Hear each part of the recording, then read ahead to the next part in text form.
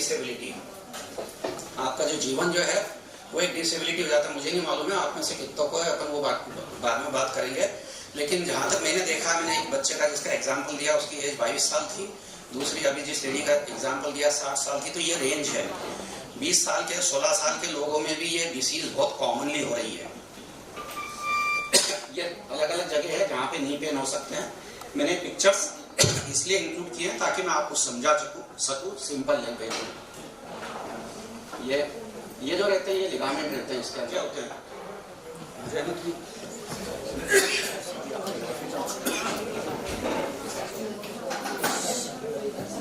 तो हेल्थ क्या है? बहुत सिंपल चीज है। सब लोगों को ऐसा लगता है कि हेल्थ का मतलब ये है कि अपने में कोई डिसीज नहीं है। ये एब्सोल्युटली रॉन्ग है। हेल्थ का मतलब होता है फिजिकल हेल्थ नहीं, मेंटल, सोशल एंड स्पिरिचुअल। यह बहुत सेल्फ एक्सप्लेनेटरी है। हमारा जो शरीर होता है वो एक फिजिकल है, एक आत्मा होती है।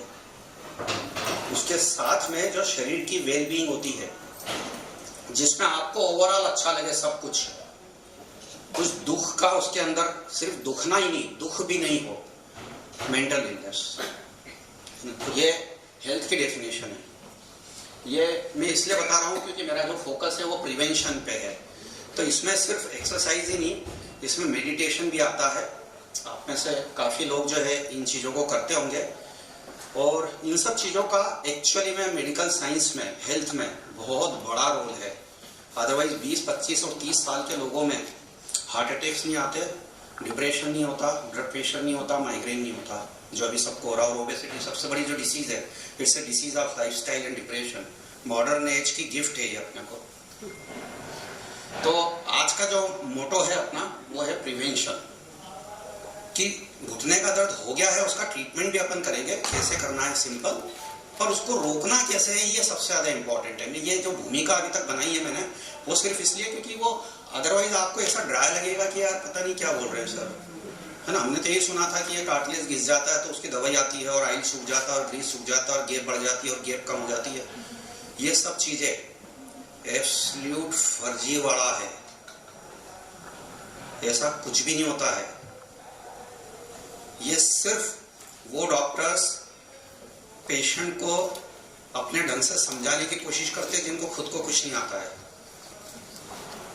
जिनके घुटने पेन करते हैं उनको दुनिया के बड़े बड़े जाने माने डॉक्टर्स भी ये बोलते हैं ज्यादा मत चलना नहीं तो घुटना घिस जाएगा। एब्सोल्युटली अपोजिट ट्रूथ है। मैं अभी सिद्ध करूंगा ये आपके सामने एग्जाम्पल से। आप जितना ज्यादा चलोगे उतना उतना कम घिसता है, क्योंकि लॉजिक है। जिस दिन हम पैदा होते हैं उस दिन से बॉडी में दो प्रोसेसेस चलती है, एक एजिंग की, डीजनरेशन की, और एक हीलिंग की, रीजनरेशन की। इन दोनों के बीच में रेस होती है।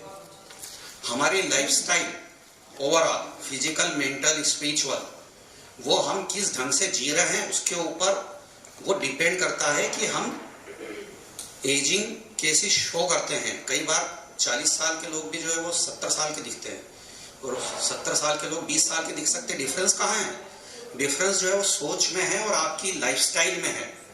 तो जब हम चलते हैं बहुत तो उससे हीलिंग मैकेनिज्म्स एक्टिवेट होते हैं। आपने सुना ही होगा, बाईपास सर्जरीज होती है तो डॉक्टर बोलता है दूसरे दिन से आप चलो। आप जितना चलोगे आपके ग्राफ जो ब्लॉक हुए थे वो खुले हैं, हमने जो नए लगाए वो फिर से ब्लॉक नहीं होंगे। It is mandatory. यदि नहीं चलते तो फिर ब्लॉक हो जाते हैं। मैंने एग्जाम्पल इसलिए कोट किया कि जब हार्ट सर्जरी के बाद चलना कंपलसरी हो सकता है तो एक नी पेन के अंदर रेस्ट कौन सा ट्रीटमेंट हुआ?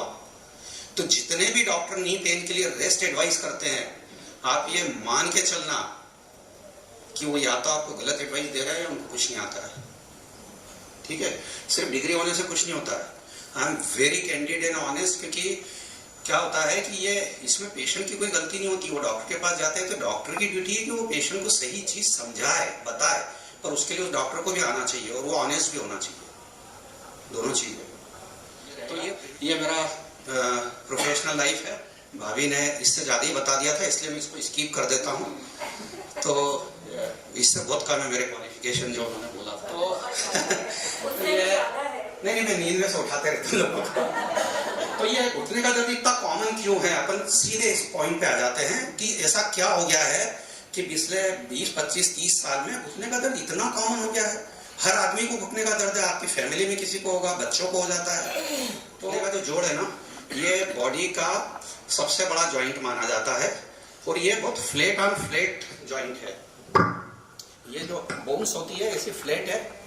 ये जो हिप जॉइंट ऐसा बॉल एंड सॉकेट होता है, तो ये पकड़ के रखता है। ये जो जॉइंट है ना, ये ऐसा जैसे अपन खड़े होंगे ये जॉइंट भागेगा इधर उधर, इसको रोकने के लिए कुछ भी नहीं है। तो इसमें वियर टियर बहुत होता है। वियर टियर इसलिए इसमें बहुत होता है, इसको रोकने के लिए नेचर ने इसीलिए अपनी ये जो जान थाई जो है ना इतनी लंबी लंबी क्यों बनाई है। ये इतनी पावरफुल मसल है जो अपने घुटने को लॉक करती है जब अपन खड़े होते हैं। यदि ये मसल वीक होगी ना, तो जैसे हम खड़े होते हैं अपना घुटना यूं बकल हो जाएगा, ऐसे गिरने की कोशिश करेगा। तो ये ग्रेविटी के अगेंस्ट में हमारी बॉडी को लॉक करता है। मेरे ख्याल से आपको समझ में आ रहा होगा मैं और मैं बहुत सिंपल और मैं थोड़ा सा डिटेल में इसलिए बता रहा हूँ क्योंकि ट्रीटमेंट उसी के ऊपर है पूरा। मैं यदि आपको बोल दूंगा कि आप क्वाड्रिसेप्स एक्सरसाइज करो जो मैं बताऊंगा, तो उस तो 2, 4, 5 मिनट का काम है, लेकिन आपको उसका इंपॉर्टेंस क्या है ये समझ में नहीं आएगा। ठीक है ना। अपन प्राणायाम करते हैं तो घुटने का जो प्राणायाम, ये मिनी टर्म कॉइन की है, अपन उसी की बात कर रहे हैं आज पूरी। सांस के लिए, हार्ट और लंग के लिए जो प्राणायाम होता है वो घुटने का कैसे होता है।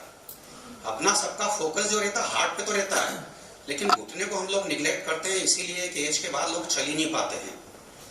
तो उसको अपन कैसे, life should not be painful, it's a celebration.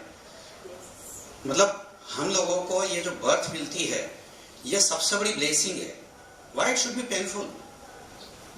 Painful life क्यों जीना है? It should be painless. भले वो कोई भी ट्रीटमेंट हो, एक्सरसाइज हो, दवा गोली हो या सर्जरी हो, हम जिस दिन जाए उस दिन हमारे चेहरे पे पेन नहीं होना चाहिए। This is what I feel. तो इसमें जो हड्डियां जो होती है, जैसे घुटने की हड्डियां हैं, इसके जो एंड्स रहते हैं ना, इसके ऊपर एक कुशन रहता है जिसको हम हाईलाइन कार्टिलेज बोलते हैं। ये जो येलो कलर में ये जो लिखा हुआ है हाईलाइन कार्टिलेज, जैसे अपने जूते का सोल होता है, गाड़ी के टायर्स होते हैं, वो घिसते हैं यदि बहुत चलते हैं तो ये हाईलाइन कार्टिलेज भी घिसता है। इसीलिए घुटना जो है, जो आपने सुना होगा घुटना घिस गया है, डॉक्टर बोलता है, वो हाईलाइन कार्टिलेज घिसेगा ही वो तो एज के साथ। ये जो मैंने भी आपको बोला था कि जो बॉडी में जो रेस चलती है एजिंग की और हीलिंग की, उस रेस में ये हाईलाइन कार्टिलेज की जो लाइफ है ये हम लोग डिसाइड करते हैं। जैसे अपनी लाइफ भी, अपनी लाइफ कितनी है ये डिपेंड करता है कि हमारी लाइफस्टाइल हम कैसे जी रहे हैं। यदि हम एक्टिव है, हेल्दी खा पी रहे हैं और माइंड से पीस है, तो अपनी एक लाइफ 70-80 साल होना चाहिए, अपनी एक्सपेक्ट कर सकते हैं। प्रोवाइडेड कोई दूसरी बीमारी या कैंसर वेंसर, वैसे भी एक चीज और है, डॉक्टर होने के बाद भी 32 साल में जो चीज मुझे समझ में आई है वो ये है कि अपनी जो लाइफ होती है ना, ये सिर्फ और सिर्फ अलमाइटी की ब्लेसिंग्स होती है और कुछ भी नहीं है। यदि उसकी इच्छा होगी ना तो ये आप हेल्दी रह सकते हो, अदरवाइज कुछ भी नहीं है। दुनिया का कोई डॉक्टर किसी भी बीमारी को प्रिवेंट नहीं कर सकता। जैसे एग्जाम्पल में तो कई बार एक 20 साल के या 10 साल के बच्चे को ब्लड कैंसर या ब्रेन ट्यूमर हो जाता है, उसने क्या ऐसा गलत किया था जो उसको ट्यूमर हो गया है। तो ये सब कुछ जो होती है ऊपर वाले की ब्लेसिंग होती है, तो अपने को उसको प्रसाद समझ के लेना है और एक साथ कोशिश करना है अच्छे काम करने की, बिसाइड्स अपने खुद के ऊपर हेल्थ के लिए, कि अपन कुछ ऐसा परोपकार करें कि ऊपर वाला भी आपके साथ जो है वो खड़ा रहे, है ना। मेरी जो टॉक है उसमें हो सकता है कुछ चीजें आपको एब्सर्ड लगी कि डॉक्टर होके तो प्रवचन दे रहा संत जैसे।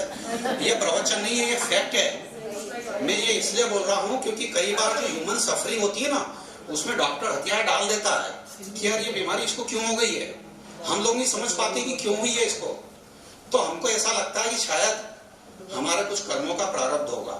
अब मैं ज्यादा स्पिरिचुअल बात नहीं करूंगा, लेकिन मैं ये इसलिए बोल रहा हूँ क्योंकि कई बार क्या होता है कि हम बहुत रिग्रेट करते हैं, लोग डिप्रेशन में चले आते हैं, मुझे क्यों गया। आपको नहीं हुआ है, ऊपर वाले की मर्जी थी, उसने आपको फिर भी अच्छा दिया हुआ है, आप चल फिर पा रहे हो। ऐसे बहुत से लोग जो व्हील चेयर पे चलते हैं और ऐसे बहुत सारे लोग जो बेडरिडन ही होते हैं, वो बाथरूम भी नहीं जा सकते हैं। तो हमको जो है इसके लिए डिप्रेस होने की जरूरत नहीं रहती है। तो ये हाईलाइन कार्टिलेज जो है ये हमारे घुटने की लाइफ लाइन है, ये कुशन है जिसके ऊपर घुटना हमारा स्मूथली एक दूसरे के ऊपर फिसलता है, रगड़ नहीं खाता है।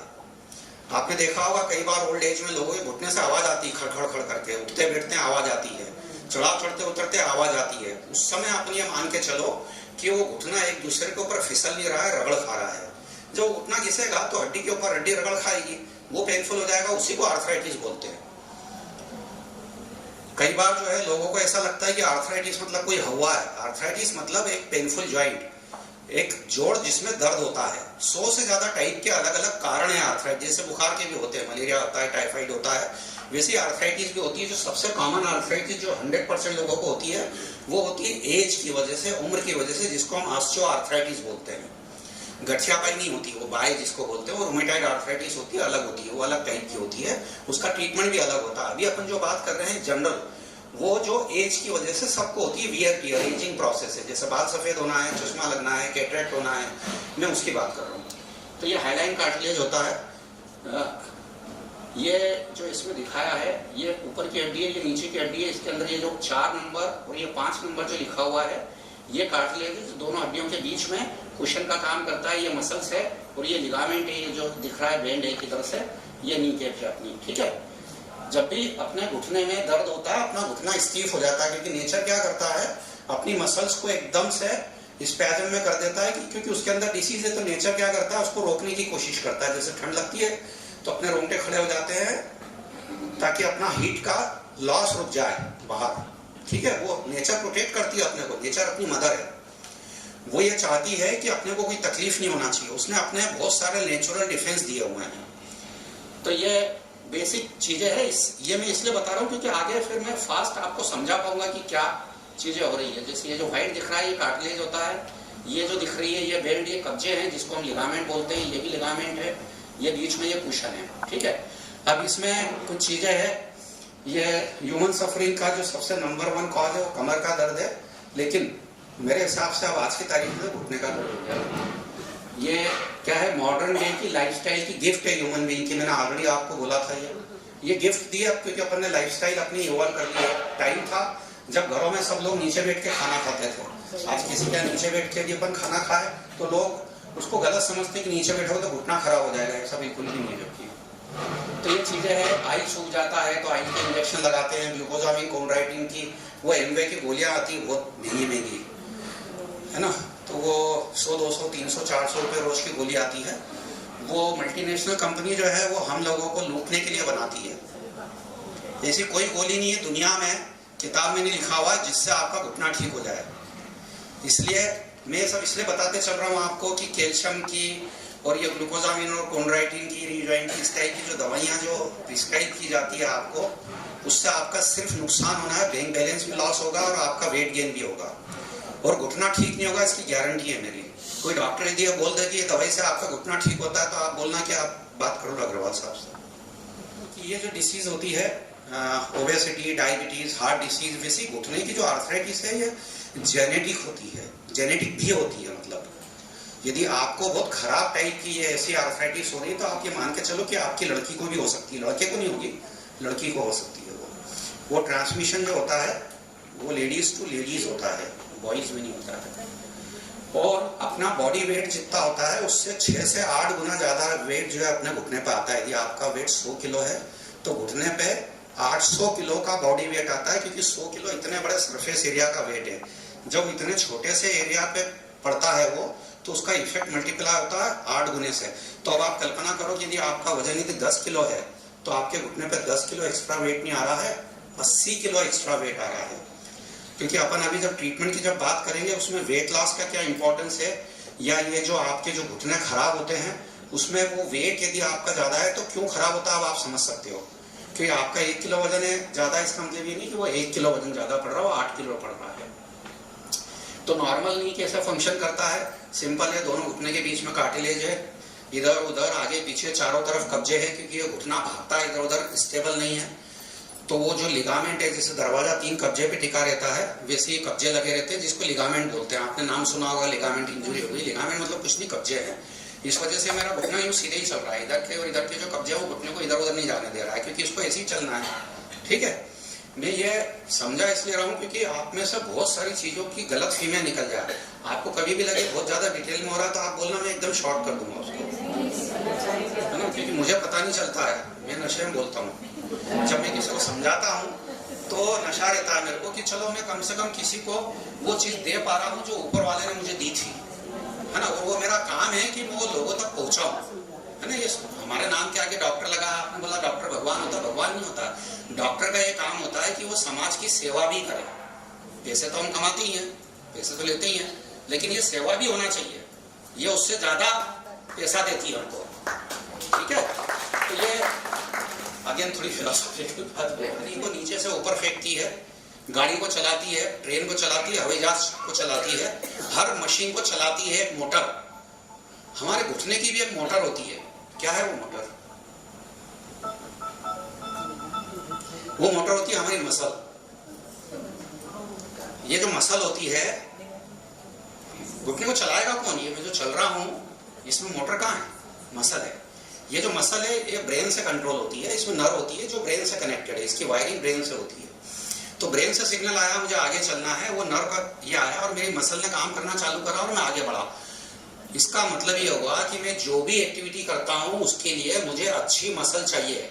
जैसे हार्ट खुद एक मसल है, वो आपकी बॉडी का सारा ब्लड जो है अपने अंदर रखती है और उसको पंप करती है।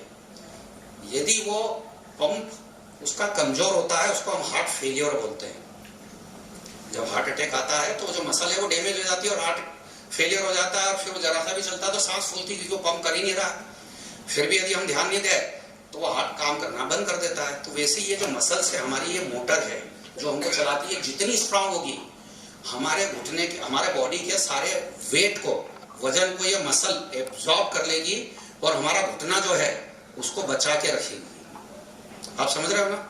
गाड़ी के टायर में हवा भरी हुई रहती है, यदि उसमें एयर का प्रेशर यदि कम होगा तो टायर जल्दी घिसता है ना। आप चलोगे तो जर्क आएंगे, आप खुद ही बोलोगे गाड़ी ठीक नहीं चल रही है। वैसे ही यदि ये मसल में यदि पावर कम होती है तो आप चल ही नहीं पाओगे। जो लोग एक्सरसाइज करते हैं, खूब दौड़ते हैं, ट्रेडमिल करते हैं, स्विमिंग करते हैं, या आर्मी वाले हैं खूब ट्रेनिंग करते हैं, आप देखो आपसे बहुत तेज क्यों दौड़ पाते हैं? क्योंकि उनके मसल्स, उनकी मोटर स्ट्रांग है, ठीक। वो जो ग्लूकोज और ऑक्सीजन उस मोटर को चलाने के लिए लगती है वो एक अलग बात है, but muscle is very important. तो मैंने आपको कार्टिलेज बताया जो कुशन का काम करता है, लिगामेंट बताया जो कब्जा है, ऑयल बताया जो लुब्रिकेशन का काम करता है, साइनोवियल फ्लूइड आएगा अभी। ऑयल भी चाहिए, अदरवाइज जो हड्डी रगड़ खाएगी तो वो तो घिसेगा। और मसल बता दिया मैंने आपको। अब ये अपनी क्या होता है कि अभी ये जो ऑटोमेशन हो गया है, अब अपन ये जो मेन अभी मैंने बताया, आप जितना ज्यादा चलोगे मसल्स उतनी स्ट्रांग होगी।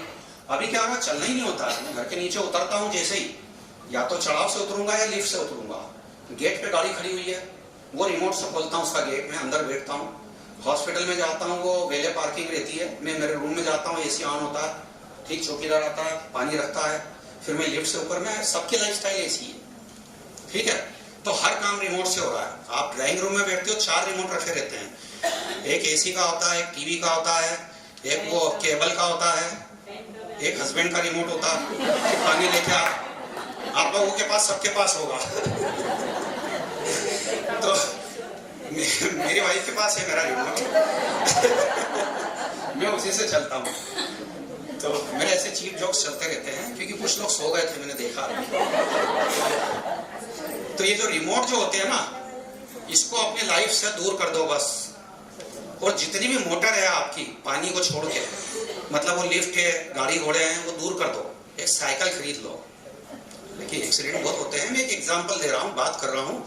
कोशिश करो कि हमारी लाइफस्टाइल जो 30-40 साल पहले थी, है ना, अपन लोग सब उधर रहते थे मलारगंज की तरफ, थैली लेके सब्जी में जाते थे। अभी जाओ तो लोग पीछे लग जाते हैं कि दिमाग तो सही है, थैली लेके डॉक्टर साहब कह रहे हैं। मतलब अब ऐसा हंसने वाली बात हो गई। मैं सब्जी लेने जाता हूँ तो कोई पेशेंट मिल जाता है, डॉक्टर साहब आप सब्जी लेना आ गए, तो मैंने क्या सब्जी नहीं खाते? तो बोले नौकर नहीं आपके? नहीं भैया, मैं नौकर हूँ।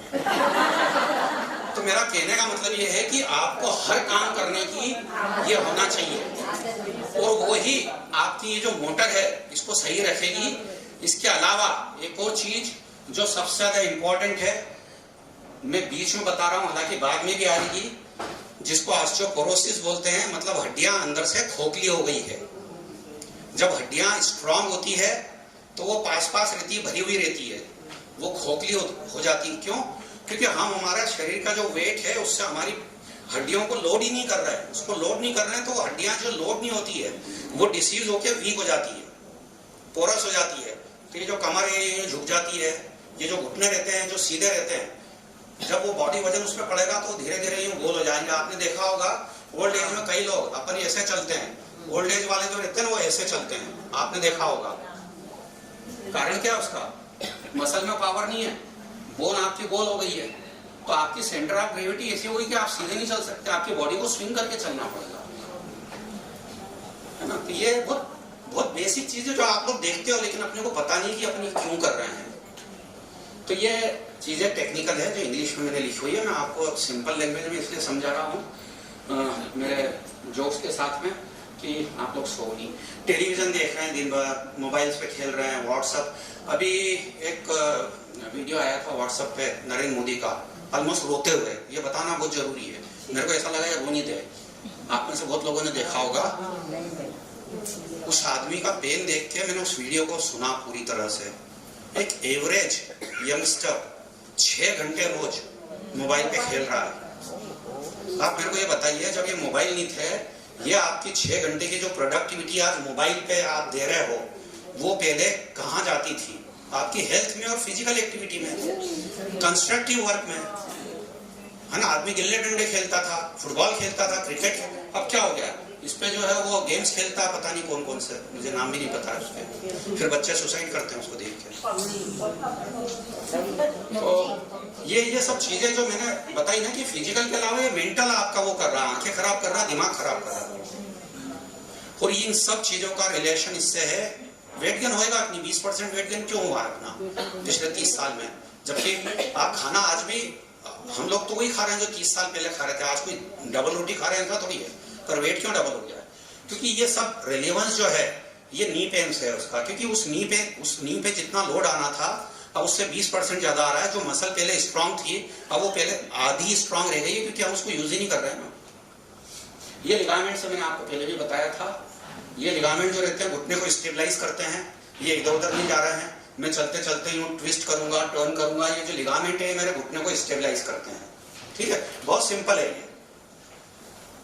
तो लोग खेलते हैं, जब इंजरी होती है तो नेचुरली है कि वो उसको ट्रीट करना पड़ता है। आयल होता है ल्यूब्रिकेशन के लिए, आयल सूख जाता है, आयल के इंजेक्शन आते हैं, सब एब्सोल्यूट फर्जी वाला है, इसको दिमाग से निकाल देना। आयल सिर्फ बढ़ सकता है, सूखता कभी भी नहीं है। नेचर जो है जो चीज अपने को देता है वो लेता नहीं अपने से। उसने यदि आयल दिया है तो क्यों सुखाएगा वो उसको? कॉमन सेंस की बात है। आयल हमेशा बढ़ता है। जब भी कोई डिसीज अंदर होती है तो अपना आयल जो रहता है वो बढ़ जाता है ताकि ल्यूब्रिकेशन कर सके और उस डिसीज को कम कर सके। चीज रोकने का काम है वो, है ना। ये जो आयल के जो इंजेक्शन होते हैं 200 रुपए से लगा के तो 40,000 रुपए तक आते हैं। अब आप सोच सकते हो कि वो इंजेक्शन किसका फायदा करते हैं? एटलीस्ट पेशेंट का तो नहीं करते हैं। तो ये हड्डी है, इसको काट के दिखाया है, अंदर से स्पंजी होती है और ये कार्टिलेज की रिंग है। ये दिख रही है आपको कार्टिलेज? ये अपने शॉक को एब्जॉर्ब करता है, ठीक। और यही कार्टिलेज है जो यदि हेल्दी रहता है तो हमारे घुटने में दर्द नहीं होता है।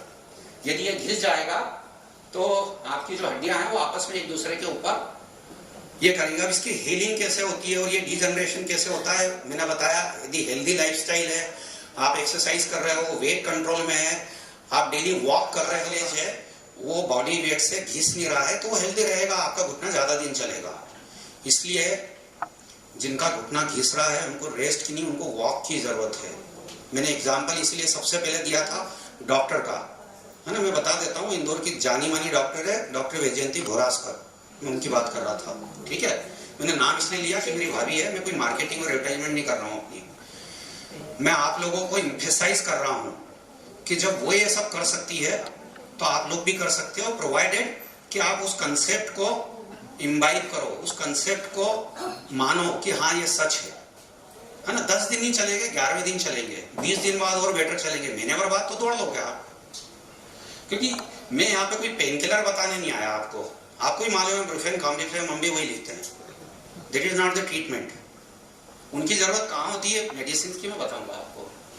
तो ये वही है जो कार्टिलेज की जो हीलिंग होती है। हम हेल्दी खाना खाते हैं, है ना, अच्छा प्रोटीन। अपन में से अधिकतर लोग वेजिटेरियन है, प्रीज्यूम शायद सब वेजिटेरियन। तो हमारे खाने में प्रोटीन की बहुत कमी रहती है, कैल्शियम विटामिन डी की भी कमी रहती है। स्पेशली सब लेडीज को एक रूल ऑफ थंब मान के चलना, कैल्शियम और विटामिन डी के सप्लीमेंट जरूर लेना चाहिए। इसमें दिमाग नहीं लगाना है कि किडनी में स्टोन हो जाती है ना। कई जिनको मैं लिखता हूँ, कई लोगों को तो बोलते साहब इससे किडनी में स्टोन हो जाती है। मैंने कहा आप रोज 4 गोली खा लेना, स्टोन होगी जब आना, देखते हैं होती क्या। ऐसा कुछ भी नहीं होता है, सब मिसकंसेप्शन है ये। तो हेल्दी खाना यदि हम खाएंगे, हेल्दी लाइफस्टाइल रखेंगे तो कार्टिलेज चलेगा। ये सिंपल ही है जो मैंने यहाँ लिखा हुआ है। अब ये घुटने के सामने ये जो कटोरी होती है, इसका ये जो अंदर वाला जो सरफेस रहता है, ये ऐसे ऐसे चलती है ये कटोरी। हम चढ़ाव चढ़ते उतरते हैं, नीचे बैठते उठते हैं, तो ये जो कटोरी है ये अपनी ऊपर नीचे ही चलती है। जब ये इसका अंदर का जो सरफेस रहता है ये वाला, ये नॉर्मल कार्टिलेज है, ये घिस गया, यहाँ पे ये गड्ढा हो गया, ये कार्टिलेज है, ये अंदर वाला सरफेस है, ठीक। जब ये घिस जाता है तो देखिए ऐसा गड्ढा आ जाता है, इसको बोलते हैं कॉन्ड्रोमलेशिया पटेला। ये नी पेन का नंबर 1 कॉज है, सबसे इंपॉर्टेंट कॉज है नी पेन का, कॉन्ड्रोमलेशिया पटेला। इस बीमारी के पेशेंट्स को मैंने जो एग्जांपल दिया था न्यूयॉर्क में, जो मेरा दोस्त है उसके लड़के को यही प्रॉब्लम थी, जिसको सिंपल एक एक्सरसाइज से मैंने ठीक किया था। वहाँ के डॉक्टरों ने MRI करा लिया, ना तो पेशेंट को एग्जामिन किया, ना पेशेंट से बात की, ना उसको एक्सरसाइज बताई, उसको रेफर कर देते हैं फिजियोथेरेपिस्ट के पास चले जाओ। फिजियोथेरेपिस्ट डॉक्टर नहीं होता, वो ये चीज नहीं समझ सकता, ठीक है। तो मतलब पेशेंट जो है उसको कहीं वो लिंक मिलती नहीं, उसका सही ट्रीटमेंट कौन करेगा। डॉक्टर ने पल्ला झाड़ लिया, उसने भेज दिया, फिजियोथेरेपिस्ट को समझ ही नहीं है, तो पेशेंट तो बीच में रह गया। तो ये कॉन्ड्रोमलेशिया पटेला होता है जो कि 100% रिवर्सिबल है, प्रोवाइडेड कि हम प्रॉपर एक्सरसाइज करें और लाइफस्टाइल मॉडिफिकेशंस करें। अपनी दिनचर्या में कुछ सिंपल चीजों को चेंज करना रहता है, वो अपन अभी बात करेंगे। ये वही है कॉन्ड्रोमलेशिया पटेला। ये देखिए ये नी कैप है, ये जान की हड्डी है, ये बीच में जो लाल दिख रहा है ये पूरा कॉन्ड्रोमलेशिया। ये जो मतलब ये जो डिसीज जिसकी मैं बात कर रहा हूँ ये वो डिसीज है। ये देखिए ये रफ हो गया, ये नॉर्मल है ये ऊपर वाला, और ये देखिए ये ऐसा रफ हो गया, ठीक है। बहुत सिंपल है ये, कोई बहुत बड़ी चीज नहीं है ये सब हील हो सकते हैं प्रोवाइडेड कि आप प्रॉपर टाइम से जो है उसको ट्रीट कर रहे हो। अब इसमें क्या करना रहता है, ये एक एक्सरसाइज है जिसको आप बोल सकते हो कि ये प्राणायाम है, लाइफ लाइन है हमारी। ये है आइसोमेट्रिक क्वाड्रिसेप्स एक्सरसाइज। इसका नाम बड़ा फैंसी है, जैसे वो lymphosarcoma of the intestine, Anand film के अंदर वो राजेश खन्ना जो बार बार उसको देता है अमिताभ बच्चन, तो वैसे इसका नाम है, बट बहुत सिंपल है ये प्राणायाम है घुटने का। प्राणायाम सबको आता है, हार्ट और लंग का। इसमें कुछ नहीं है, आपको सीधे लेट के ये जो पैर है आपका, इसको घुटने को टाइट करना है और पंजे को ऊपर की तरफ खींचना है, ऐसे मैं अभी बताऊंगा पिक्चर में भी। और उसको होल्ड करना 10 सेकंड, जैसे अपन सांस लेते हैं प्राणायाम में तो उसको रोकते हैं 5-10 सेकंड और फिर उसको छोड़ते हैं, तो उससे जो जान की जो आपकी मसल होती है टाइट हो जाती है। समझ रहे हैं आप? क्योंकि ये सब गलत बताएंगे, मैं इसलिए एम्फेसाइज कर रहा हूँ। उसको होल्ड करना है 10 सेकंड और फिर छोड़ देना है, फिर वापस से टाइट करना है, 10 सेकंड होल्ड करना है, फिर छोड़ देना है। ऐसा आप 10-10 मिनट सुबह शाम करो। भले आप उस समय न्यूज़पेपर पढ़ रहे हो, आपस में बात कर रहे हो, जो भी आप कर रहे हो, मतलब अलग से टाइम निकालने की जरूरत नहीं, क्योंकि ये घुटने की एक्सरसाइज है। ये खाना खा के भी कर सकते हैं, भूखे पेट भी कर सकते हैं। जब तक ये एक्सरसाइज नहीं हो जाती है तब तक आपको दूसरा कोई भी काम, खाना पीना तो दूर, पानी भी नहीं पीना चाहिए। यदि आपको प्यास लगी है तो आज मेरी शाम को ये एक्सरसाइज नहीं हुई है तो मुझे खाना नहीं मिलना चाहिए। आप सब लोग ये एक रिजोल्यूशन लेके जाओ घर पे, और 1 महीने बाद आप देखना आपकी स्पीड, आपका वेट और आपका नी पेन, ये सब इंप्रूव है इस सिंपल एक्सरसाइज से। तो इसको हम बोलते हैं आइसोमेट्रिक क्वाड्रिसेप्स एक्सरसाइज। दूसरे टाइप की भी एक्सरसाइज होती है, वो आपको जो डॉक्यूमेंट दिया है उसमें दी हुई है, इसमें भी दिया हुआ है, आगे आएगी वो। ये एक चार्ट है जिसमें अलग अलग टाइप की एक्सरसाइजेस है। जिस एक्सरसाइज की मैं अभी आपसे बात कर रहा था वो ये वाली एक्सरसाइज है। घुटने को टाइट किया, होल्ड किया 10 सेकंड और ढीला छोड़ दिया, है ना। एक होती है दूसरी, उसमें सेम इसको टाइट करना है, जमीन से 1 इंच उठाना है। लोग क्या करते हैं, पूरा हिप उठा लेते हैं, वो हिप की एक्सरसाइज है। आपने घुटने की करना है ना, तो जमीन से सिर्फ 1 इंच उठाना है, उसको 10 सेकंड होल्ड करना है, फिर नीचे रख देना है। ये 2 एक्सरसाइज है। यदि आप ये करते हैं, मुझे नहीं लगता कि आपको लाइफ टाइम में कभी घुटने की कोई बीमारी होगी, और ये जो हो रही होगी वो ठीक हो जाएगी। डाइट का मैंने बताया, calcium, vitamin D. In general upon vegetarian है। जैसे मकान जो होता है वो सीमेंट से बना हुआ होता है, अपनी जो हड्डियां होती है वो कैल्शियम से बनी हुई होती है मेनली। यदि उसमें कैल्शियम कम होगा तो वो हड्डियां जर्जर हो जाएगी, जिसको हम ऑस्टियोपोरोसिस बोलते हैं। वेजिटेरियन डाइट में बहुत कम होता है। विटामिन डी और कम होता है। सनलाइट से विटामिन डी मिलता है, इसको दिमाग से निकाल देना। अपन सब काली स्किन वाले लोग हैं, अपनी बॉडी का 95% एरिया अपन कवर करके रखते हैं। अपन सी बीच पे नहीं लेटते हैं 2 कपड़े पहन के 90% एरिया एक्सपोज करके 2 घंटे के लिए फुर्सत में, कि अपने को सनलाइट से जो है गोरी चमड़ी के थ्रू जो है वो विटामिन डी मिल जाए। वो सब अंग्रेजों की बीमारी है, उनका विटामिन डी अपना नहीं है। ठीक है, तो ये सब निकाल देना, क्योंकि बहुत सारे डॉक्टर और बहुत सारे लोग जो है अपने आप को सनलाइट में सेक सेक के काले हो जाते हैं, टेनी हो जाते हैं, फिर वो क्रीम लगाते रहते हैं गोरा दिखने के लिए, लेकिन विटामिन डी नहीं बनता है। ठीक है, तो ये मिसकंसेप्शन है, इसलिए मैंने आपको बताया।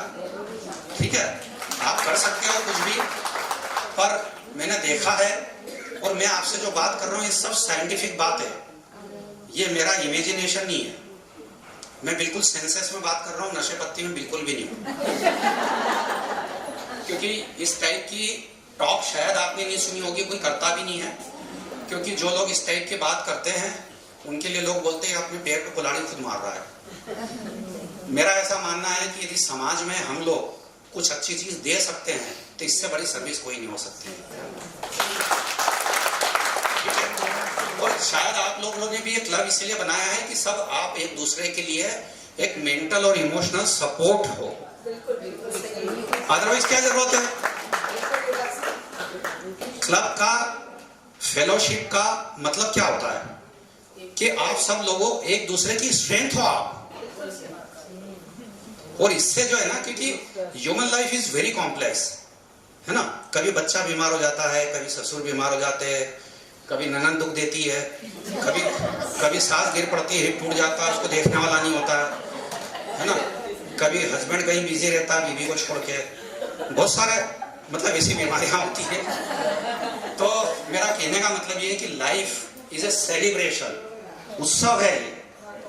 हाँ, हमको उसको जीना है हंस के, हमको उसको पेनफुल और एक सफरिंग नहीं कि बस जिए जा रहे हैं, पैदा हो गए हैं तो बस मरने का इंतजार कर रहे हैं। That is not life. Ultimately ये सब चीजें जो है ना, सॉरी मैं फिर प्रवचन की तरफ निकल जाता हूँ, अपन इस मुद्दे पे आ जाते हैं। अच्छे हाइड्रेशन के साथ पानी पी के, है ना, पिज्जा खा के वॉक नहीं करना है ना। चाय पानी, नारियल पानी, दूध, चाय जो लेना है, ग्रीन टी जो लेना है वो ले। इस टाइप से वॉक करना है मिनिमम 30 से 50 मिनट, डिपेंडिंग कि आपके हार्ट, बीपी, वजन, शुगर, दिमाग सब कितना बैलेंस्ड है। ठीक है, आपका ध्यान कहीं और है, आप वॉक करे जा रहे हो, वो नहीं, फोकस करके, इट्स ए मेडिटेशन। और उससे एक्चुअली में कैलोरीज बर्न होगी, वेट लॉस होगा। ब्रेन से एक हार्मोन का सिक्रीशन होता है, उसका नाम है हैप्पीनेस हार्मोन, जिसको हम लोग एंडोर्फिन बोलते हैं। और ये प्रूव हो चुका है कि वो सबसे ज्यादा पोटेंट पेन किलर होता है, उसको बोलते हैं नेचुरल पेन किलर सब्सटेंस। ये जो हार्मोन है ये ब्रेन से सिक्रीट होता है, इसीलिए हमको 24 घंटे में जो भी कुछ प्रॉब्लम्स होती है, फिजिकल, इमोशनल, मेंटल, उसका जो पेन होता है उसका यदि कोई एंटीडोट है तो वो एंडोर्फिन है, जो वॉक करने से निकलता है, मेडिटेशन से, प्राणायाम से निकलता है, साथ में रहने से निकलता है। तो ये उसका इंपॉर्टेंस है। यदि एंडोर्फिन का सिक्रीशन चाहिए आपको तो खुश रहना बहुत जरूरी है, हंसना बहुत जरूरी है, वॉक करना बहुत जरूरी है। यदि हम 40-50 मिनट वॉक के लिए यदि टाइम नहीं निकाल पा रहे हैं तो हम लोग ह्यूमन बीइंग नहीं, हम मशीन है। एक्चुअली गलती से हम दिखते हैं इंसान जैसा, एक्चुअली में है नहीं, पैसा कमाने की मशीन। ठीक, क्योंकि पैसा ही सब कुछ है। तो ये कार्टिलेज रीजनरेशन के ड्रग्स आते हैं, मैंने अभी बताया आपको, ग्लूकोजामिन और कॉन्ड्रेटिन सल्फेट, एब्सोल्यूट फर्जी वाला है। ऐसी कोई दवा कभी गलती से भी मत खाना, आपका बैंक अकाउंट खाली हो जाएगा और लीवर खराब हो जाएगा।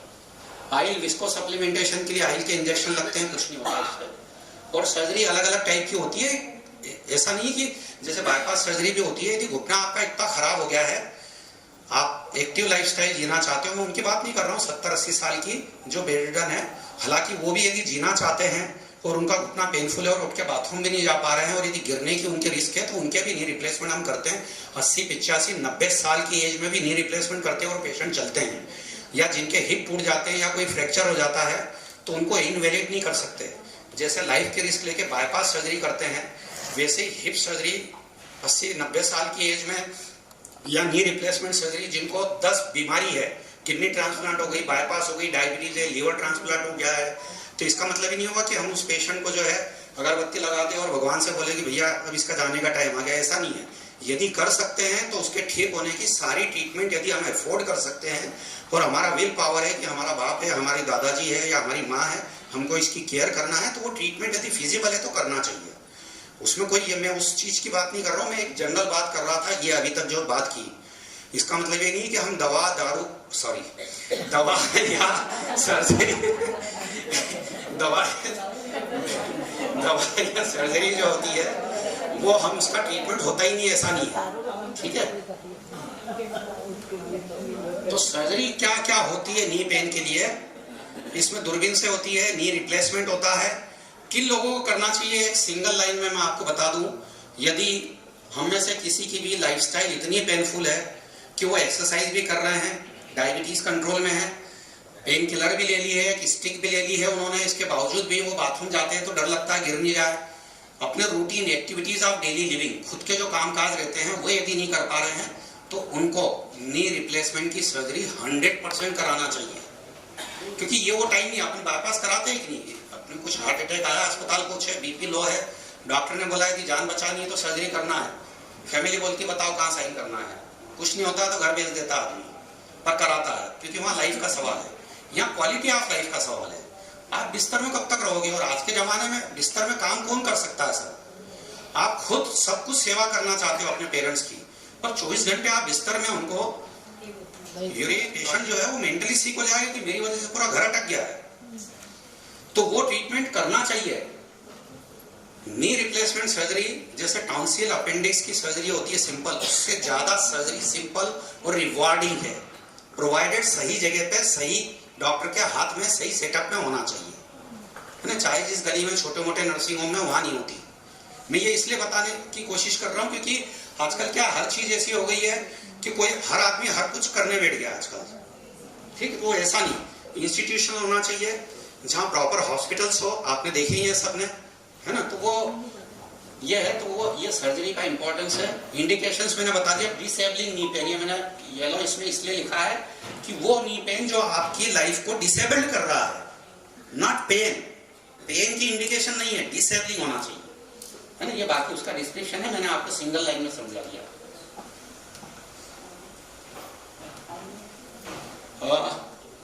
इसमें करते क्या है, घुटना काट के फेंक देते और नया घुटना लगा देते हैं, ऐसा बिल्कुल भी नहीं है।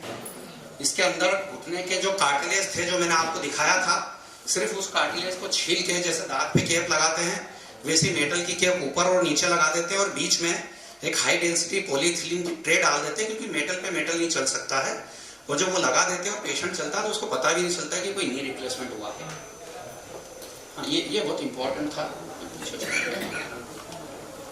ये मिथ्स, ये सबसे ज्यादा इंपॉर्टेंट स्लाइड है कि घुटने की एक्सरसाइजेस क्या होती है, उस चार्ट में है, आपके पास आ जाएगा। वैसे मैंने 2 एक्सरसाइज आपको बता दी, पर मैं फिर रिपीट कर रहा हूँ। जो एक्सरसाइज मैंने बताई थी isometric quadriceps exercise tight loose करने की 10 मिनट सुबह शाम, उससे 100 गुना ज्यादा इंपॉर्टेंट एक्सरसाइज जो है वो वॉकिंग है। वॉकिंग इसलिए है कि जब आप चलते हो बॉडी वेट इस मसल पे जब पड़ता है तो ये मसल डायनामिकली लोड होती है। जब आप लेट के करते हो तो ये स्टैटिक एक्सरसाइज होती है, उस समय बॉडी वेट इस पे नहीं आ रहा है, इसलिए उस एक्सरसाइज का इफेक्ट 10% होता है। जब आप चलते हो तो उसका इफेक्ट जो है 90% और ऐड होता है और वो 100% इफेक्टिव होती है। तो आप ये मान के चलना कि जो वॉकिंग जो होती है, टहलना जिसको बोलते हैं, जितना भी हो, देखिए ऐसा नहीं है कि आपको 1 घंटे के अंदर चलना है या आपको आधे घंटे के अंदर 6 किलोमीटर चलना, जितनी आपकी कैपेसिटी है थोड़ा ऐसे चलना है कि थोड़ा पसीना आना चाहिए। तो टहलते हुए जाए 2 घंटे में आप 1 किलोमीटर चल के आओ, ध्यान ही नहीं है आपका, वो नहीं। फोकस होना चाहिए, प्रॉपर होना चाहिए, साइंटिफिक होना चाहिए। तो वॉकिंग को कोई भी रिप्लेस नहीं कर सकता है एक्सरसाइज को, है ना? तो ये मेन है। इसके अलावा कार्टिलेज के लिए क्या कोई ड्रग्स आते हैं? कोई ड्रग्स नहीं आते। नी पेन इतना कॉमन क्यों है? मेरे ख्याल से अब आपको सबको समझ में आ जाएगा, मुझे बताने की जरूरत नहीं है। घुटने का ऑयल क्या होता है? ये नेचुरल ल्यूब्रिकेंट है जो घुटने को ये अंदर से जो है वो स्मूथली फंक्शन करता। ओबेसिटी और सेडेंटरी लाइफस्टाइल इसको कैसे खराब कर रही है, मेरे ख्याल से मैंने आपको बहुत डिटेल में समझा दिया है। क्या क्या करना है, एक्सरसाइज रेगुलरली, वेट बियरिंग मतलब चलने वाली, एक्टिव लाइफस्टाइल, दिन भर बैठ के टीवी देखना, क्रिकेट का 8 घंटे, या वो आपके सोप वगैरह आते हैं टीवी, पता नहीं मेरे यहाँ तो टीवी नहीं है 10 साल से, तो मुझे नहीं मालूम क्या प्रोग्राम आते हैं, पर वो टीवी के जो प्रोग्राम आते हैं जिसमें महिलाएं देखती है बहुत सारी अलग अलग टाइप के, मैंने सुने हुए कहीं जोक सुन के, वाले काम नहीं करना है। और जो भी डिसीज होती है उसको कंट्रोल करना है। मैंने जो अभी तक जो बात करी थी नॉर्मल लोगों के लिए की थी, यदि कोई बीमारी है जैसे डायबिटीज है या गठियाबाई है, तो गठियाबाई का इलाज होता है, रूमेटॉइड आर्थराइटिस है, एंकालोजिंग स्पॉन्डिलाइटिस है, बहुत सारी डिसीज होती है, यदि वो है तो उसका इलाज भी करना है। आप मेरे को ये गलत मत समझना कि घुटना खूब सूज गया उसमें आइल भर गया है मतलब आपको गठियाबाई है, तो उसकी दवाइयां आती है, वो दवाइयां लेना है, ठीक है, ये कंफ्यूजन मत रखना, ठीक। विटामिन डी और कैल्शियम लेना है, क्या नहीं करना है, ओबेसिटी नहीं करना है, बहुत लंबे आराम नहीं करना है, प्रोलॉन्ग सिटिंग, एक जैसे 6-8 घंटे बैठे हुए हैं जैसा ऑफिस में लोग बैठते हैं, हेल्थ ब्रेक लेना चाहिए, हर आधे पौन घंटे में उठ के आपको थोड़ा बहुत चल फिर लेना चाहिए, घर में ही हो भले से या ऑफिस में हो, जैसे जो लोग काम करते हैं आप में से कुछ लोग वर्किंग भी होंगे, घंटों बैठते होंगे काम पे, उनको 1-1.5 घंटे में उठ के उसको हेल्थ ब्रेक बोलते हैं। कंसेप्ट है सब जगह आईटी कंपनियों में, इसीलिए बड़ी आईटी कंपनियों को ऐसा ऑफिस स्पेस जैसा नहीं होता है। गूगल जैसी कंपनियों में बड़े बड़े वो बने हुए हैं, लोग घूमते फिरते काम करते हैं, कहीं पे भी टेबल लगी हुई, उसका कारण यही है क्योंकि बैठे रहने से, यदि लगातार हम बैठे रहते हैं रोज 8-10 घंटे, तो ऐसा सिद्ध हो चुका है कि आपकी जो लाइफ होती है वो 25% तक कम हो जाती है, आपके जो जीने की जो लेंथ है 25% तक कम हो जाती है, उसका इतना एडवर्स इफेक्ट होता है। और प्रिवेंट फॉल्स एंड इंजुरीज, ये घुटने के कुछ एक्सरेज हैं जिसमें घुटने घिस गए हैं, ये नी रिप्लेसमेंट करते हैं, है ना, ये जस्ट दिखाने के लिए, घुटने देखिए कितने टेढ़े हो गए हैं, घिस गए हैं पूरे, ठीक। ये कब होंगे, जब हम खूब ओबीज है और जो मैंने बताया वो सब हम फॉलो नहीं कर रहे हैं। अगेन ये घुटने के बीच में स्पेस खत्म हो जाए, यहाँ कार्टिलेज है, यहाँ नहीं है, हड्डी पे हड्डी रगड़ खा रही है, बोन ऑन बोन, आप देख रहे हो ये आवाज आती है और ये पेन करता है, ये घुटने की कटोरी पूरी घिस गई है, चल ही नहीं सकता आदमी। तो यदि संभव हो तो ये देखिए आप घुटना कितना टेढ़ा हो गया है, ये कहाँ जा रहा है, ये यहां से सीधा जाना था, ये ऐसा हो गया घुटना। ये सर्जरी है जो हम लोग करते हैं, ये नी रिप्लेसमेंट किया हुआ है, कुछ मैंने जस्ट दिखाने के लिए, ये हम लोग ये इस तरह से स्पेस सूट यूज करते हैं सर्जरी में, ताकि हम जो बाहर कार्बन डाइऑक्साइड छोड़ रहे हैं वो भी इसके थ्रू बाहर आ जाए और पेशेंट के वोन पे नहीं आए। ये सब बॉडी एग्जॉस्ट सूट्स बोलते हैं इसको। कितने कॉमन क्वेश्चन है इसमें कि नी इम्प्लांट की लाइफ कितनी है, कितने साल चलेगा, तो कुछ डॉक्टर बोलते हैं लाइफ लॉन्ग चलेगा, उसको खुद की लाइफ नहीं मालूम है कितने साल की है, वो रिप्लेसमेंट की गारंटी देता है पेशेंट को। तो ये सवाल ही गलत है, क्योंकि कल क्या होने वाला है किसको मालूम है। तो घुटना कितने साल चलेगा, यदि डॉक्टर उसका जवाब दे रहा है तो समझ लेना डॉक्टर आपकी कुंडली लेके बैठा, खुद की कुंडली का उसको ठिकाना नहीं है, आपको बता रहा है कि कितने साल चलेगा। सॉरी, हाँ, ज्यादा खड़े रहने से अगर नी पेन हो तो? देखिए ज्यादा खड़े रहने से यदि अपन ये मान के चले कि यहाँ जितने भी लोग हैं अपन उस प्रोफाइल के हैं, तो एक तो वेट ज्यादा है, आपकी लाइफस्टाइल सेडेंटरी है, आपके मसल वीक है, और वो जो पेन हो रहा है 99% कॉन्ड्रोमेलेशिया पटेला जो मैंने बोला था नी के 15 से घिस गई है, उसकी वजह से हो रहा है। फिर भी वो एक्सरसाइज करके यदि ठीक नहीं हो रहा तो एक एक्सरे करके देखना चाहिए कि वो हड्डी के बीच में वो गैप खत्म हो गई क्या, मतलब कार्टिलेज खत्म हो गया। यदि कार्टिलेज खत्म हो गया, हड्डी के ऊपर हड्डी रगड़ खा रही है, तो आप एक एक्सटेंट तक ही ये जो मैंने बोला उससे आपको रिलीफ हो सकता है। फिर आपको कुछ पेन किलर लेना पड़ सकते हैं, कुछ केसेस के अंदर दूरबीन से भी कुछ केस में सर्जरी होती है, अदरवाइज फिर नी रिप्लेसमेंट होता है ना। मैंने जो जितनी भी बात की थी सब जनरल बात है, यदि वो डिसीज एडवांस है तो फिर उसका ट्रीटमेंट करना पड़ता है। अगर वॉक स्टार्ट कर दी जाए तो भी वो कंट्रोल हो जाएगा। 99% वही होता है। Because it's me like मैं 12 hours खड़े रहने का जॉब है, तो वही कारण वही है, आपकी मसल वीक है, आपको टाइम ही नहीं है ना चलने का, खड़े तो रहते हैं। आप वॉक करोगे रोज 1 घंटे, मसल में जैसी पावर आएगी, आज चैलेंज आपका पेन 0 हो जाएगा। कितना टाइम है आप लोगों के पास अभी? नहीं, मैंने इसलिए पूछा क्योंकि आप में से कुछ लोगों के सवाल भी होंगे, उसके लिए भी कुछ टाइम निकालना है, तो मैं जल्दी स्किप कर दूंगा। ये छोटी मोटी टर्मिनोलॉजी है, ये कंप्यूटर लाइफस्टाइल सिंड्रोम है। जैसे आप खड़े रहते हो 10-12 घंटे, कुछ लोगों का सिटिंग काम होता है, लगातार बैठते हैं, हाँ, तो उनके लिए है बहुत सारी डिसीजेस होती है, ये टर्मिनोलॉजी मैंने ही कॉइन की है कि किसी किताब में नहीं दी हुई है, कंप्यूटर लाइफस्टाइल सिंड्रोम। उसमें गर्दन में दर्द, हाथों में दर्द, इधर झुंझुनी सुन्नापना, फ्रोजन शोल्डर, कमर दर्द, ठीक है, ये सारी चीजें होती है। ऑस्टियोपोरोसिस ऑफ कोर्स होती है, ओबेसिटी होती है, डिप्रेशन होता है। ये सारी चीजें जो रहती है उसमें से एक जो चीज होती है, इन सब चीजों से, ये बहुत इंपॉर्टेंट स्लाइड थी, ये मैं स्किप नहीं करना चाहता था। एक कंडीशन होती है जिसको बोलते हैं डीकंडीशनिंग ऑफ द बॉडी। ये अपोजिट है उस चीज की जिसकी अभी अपन बात कर रहे थे। जब आपकी लाइफस्टाइल सेडेंटरी होती है ना, तो क्या होता है कि हार्ट की और लंग्स की पंपिंग की ज्यादा जरूरत ही नहीं पड़ती है उसको, तो वो हार्ट पंप करता है आपका 60-70 के रेट पे। ये यदि आप एरोबिक वर्कआउट कर रहे हो, आप दौड़ रहे हो 125, 150, 180 तक आपकी हार्ट रेट चल रही है, लंबे समय तक चल रही है, 20, 25, 50 मिनट तक जो लोग खूब दौड़ते हैं, खूब पंप कर रहा है हार्ट, तो वो क्या हो रही है आपकी एरोबिक कंडीशनिंग, उसको बोलते हैं एरोबिक एक्सरसाइज। एरोबिक का मतलब क्या होता है? एरोबिक एक्सरसाइज का मतलब ये होता है कि आपका हार्ट और लंग इतना पंपिंग कर रहा है, इतना काम कर रहा है कि वो आपके ब्लड को पूरी बॉडी में फ्लश कर रहा है, सिस्टम को, जो मेटाबॉलिज्म चल रहा है, जितने भी एसिड्स बन रहे हैं, लैक्टिक और पायरुविक एसिड, उनको लेके आ रहा है। कार्बन डाइऑक्साइड जो लंग्स से निकल रही है खराब गैस, उसको बाहर लेके आ रहा है, लंग्स के थ्रू बाहर फेंक रहा है, और इधर जो है यूरिन और लीवर के थ्रू बाहर कर रहा है। और फ्रेश ऑक्सीजन जब इतनी जल्दी जल्दी अपन लेते हैं तो वो फ्रेश ऑक्सीजन गई लंग्स के अंदर, वहां से हार्ट में, और वो फ्रेश ब्लड जो रहता है पूरी बॉडी को फ्लश कर रहा है। इट्स लाइक कि हम धुलाई कर रहे हैं खूब जम के, बॉडी की क्लींसिंग कर रहे हैं, ठीक। तो वो होती है एरोबिक। उसका अपोजिट है डीकंडीशनिंग ऑफ द बॉडी। हम जितना आराम करते हैं हमारी बॉडी उतनी डीकंडीशनड होती है, मतलब उसके हार्ट और लंग की पंपिंग कम हो रही है, सारे मसल्स वीक हो रहे हैं, फ्लैबी हो रहे हैं, आपका जो पोस्चर, आर्मी वाला यूं खड़ा रहता है, जो दिन भर घर में रहता है वो यूं खड़ा रहता है, क्योंकि उसकी मसल्स काम ही नहीं कर रही ना, काम ही नहीं कर रही उसकी मसल। तो ये चीज जो रहती है डीकंडीशनिंग, इसकी इस डीकंडीशनिंग से क्या होता है, सबसे पहले आपके ब्रेन से ये एंडोर्फिन का सिक्रेशन बंद हो गया, आपकी सारी हैप्पीनेस चली जाएगी, आपके चेहरे पे दिखेगा तनाव, ठीक, बीपी बढ़ेगा, शुगर बढ़ेगी, बॉडी में पेन्स और एक्स चालू हो जाएंगे सब जगह पे। इसको बोलते हैं फाइब्रोमाइल्जिया सिंड्रोम।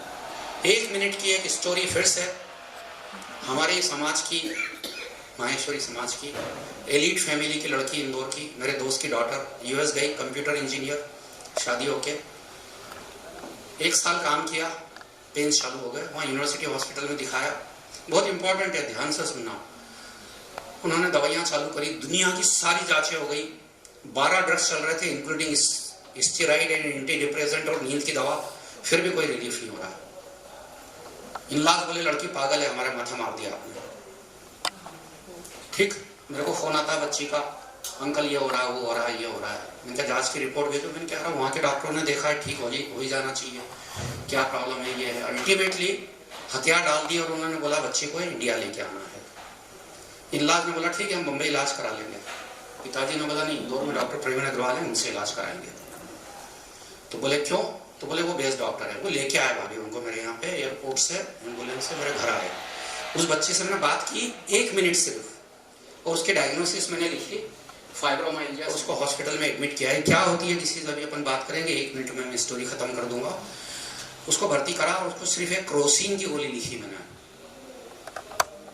और एक लेडी डॉक्टर को, अर्चना वसेर को बोला कि इसको देख के कंफर्म करना कि इसको प्रेगनेंसी तो नहीं है। उसने देखा, बोले सर प्रेगनेंसी है, इसकी कोई जांच नहीं कर पाएंगे, कोई सीटी एमआरआई नहीं, कोई एक्सरे नहीं, हाथ बंद गए अपने। उसकी डायग्नोसिस फाइब्रोमाइल्जिया सिंड्रोम। इसका मतलब यह होता है कि आपका ब्रेन इतना डीकंडीशनड हो गया है कि आपके अंदर सारे निगेटिव हार्मोन सिक्रीट हो रहे हैं, और यहाँ से लगा के तो यहाँ तक। उसको इतना पेन होता था कि उस लड़की ने कम से कम 8 दिन तक मेरे सामने, जब वो हॉस्पिटल में रही, वो बेड में यूरिन कर रही थी। मैं उसको पकड़ के वॉशरूम ले जाने की कोशिश करी तो उसके इन-लॉज मेरे ऊपर बोला आप बच्चे को मारना चाहते हो, इंजेक्शन क्यों नहीं लगा रहा हो, ड्रिप क्यों नहीं लगा रहा हो। उसके पलंग पे बैठ के सिर पे हाथ फेर के उसको बस एक ही चीज समझाता था मैं कि बेटा तेरे को कैंसर नहीं हुआ है, तेरे को टीबी नहीं हुई है, तेरे को गठियावाई नहीं हुई है, तेरे को बुखार नहीं आया है, तेरे को कोई पस नहीं हुआ है, तेरे को प्रेगनेंसी है, बच्चा होने वाला, अच्छा टाइम आने वाला अपना, अपन ठीक हो जाएंगे। तेरे को मतलब क्या, सिर्फ साइकोलॉजिकल काउंसलिंग, ठीक। वो बच्ची धीरे धीरे रिकवर हुई। 8 दिन बाद दिवाली थी, उसके घर गए मैं और रेखा। मैं खुद उस बच्ची को नहीं पहचान पाया, वो दौड़ रही थी बच्ची सिर्फ क्रॉसिंग पे। ये फाइब्रोमाइल्जिया जो डिसीज है ना, ये इतनी खराब चीज है, इसमें लोगों के MRI हो जाते हैं, उसके भी हुए थे सारी टेस्ट हो जाती है, दुनिया भर के ड्रग्स चलते हैं, कुछ भी रिस्पॉन्ड नहीं करेगा। ऐसी कौन सी डिसीज होती है जिसमें आप उसको पेन किलर दे रहे हो और फिर भी पेन कम नहीं हो रहा है? इसका मतलब उसकी डिसीज, उसका रूट कॉज कहीं और है, हम उसको गलत जगह ट्रीट कर रहे हैं। आपका बीपी बढ़ा हुआ है टेंशन की वजह से, टेंशन कम नहीं कर रहा है, डॉक्टर पूछ नहीं रहा है, वो टेंशन बना हुआ है कि बच्चा फेल हो रहा है, उसकी नौकरी नहीं लग रही है। आपका बीपी बढ़ा हुआ है, आपको बीपी की गोली देंगे, आपका बीपी डाउन होगा क्या? ये उसका एग्जांपल है। तो ये डीकंडीशनिंग जो होती है ना, ये हमारी लाइफस्टाइल से रिलेटेड है। यदि हम लोग मिलेंगे नहीं, एक दूसरे का गम नहीं बांटेंगे, एक्सरसाइज नहीं करेंगे, खुश नहीं रहेंगे, खुश रहने के बहाने नहीं ढूंढेंगे, कुछ भी हो, आपको अपनी लाइफ को इजी करना है, सिंपल करना है। अदरवाइज अपन सीरियसली सोचने बैठेंगे तो कॉम्प्लेक्सिटीज बहुत है। मुझे ये लगेगा अरे मेरे पास इनसे कम है, मेरी गाड़ी छोटी है, इनके पास वोल्वो है, इनके पास मर्सिडीज है।